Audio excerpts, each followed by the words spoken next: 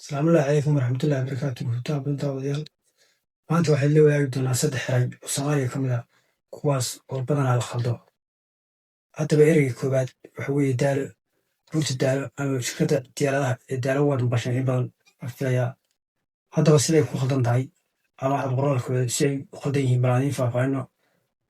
Daalo waxaa ku jira la oo laada ugu dambaysaa taasoo badanaa dadku ay laba ridaan ama ay laba jeer qoraan. Taasna waa khalad.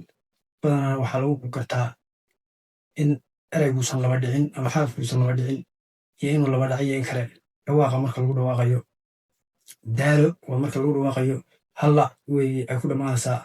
Haddii aad si ka dhigtid laba la ugu dambaysiisid waxay noqonaysaa daallo waana khalad. Halka doolo oo kale ay laba dhacdo iyadu geello oo kale jaalle saasoo kale ayaa ereyadaas ama kuwaasoo kale laba dhaca ama laada ugu dambaysaa ay laba dhacdaa. Ereyga labaad isna aad loo khaldo waa ereyga loo yaqaano goordhoweyd kaasoo laysku khaldo labada erey ee falka ka kala dhasha kuwaasoo kale ah goordhow iyo goordhoweyd oo badanaa loo isticmaalo wakhtiga. Haddii aad wakhti soo socdo aad adeegsanaysid waxaad dhahaysaa ama isticmaalaysaa ama adeegsanaysaa goordhow oo wakhti soo socdaa. Haddii aad wakhti soo dhaafay uu yahayna waxaad adeegsanaysaa goordhoweyd. Sida madaxweynaha ayaa wuxuu goordhoweyd ka soo degay garoonka gegida diyaaradaha waxaad u isticmaalaysaa goordhoweyd baad isticmaalaysaa maadaama wakhti soo dhaafay yahay.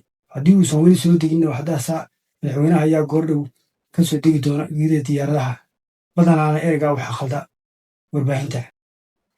Ereyga saddexaad waxa weeye oo badanaa la isna la khaldo waa ereyga lid kaasoo inta badan xagga carabiga aansi waa lagu khalday muddooyinkii dambena loo isticmaalayay ama ereyga iyadoo loo qorayo liddi kaasoo aan isleeyahay ereyga carabiga ee diddi ah ayaa badanaa lagu khalday. Isaguna waa aad looma khaldo laakiin khalad soo baxaya ayuu eegyahay. Isagoo saxan waa ereyga lid keliya oo fudud.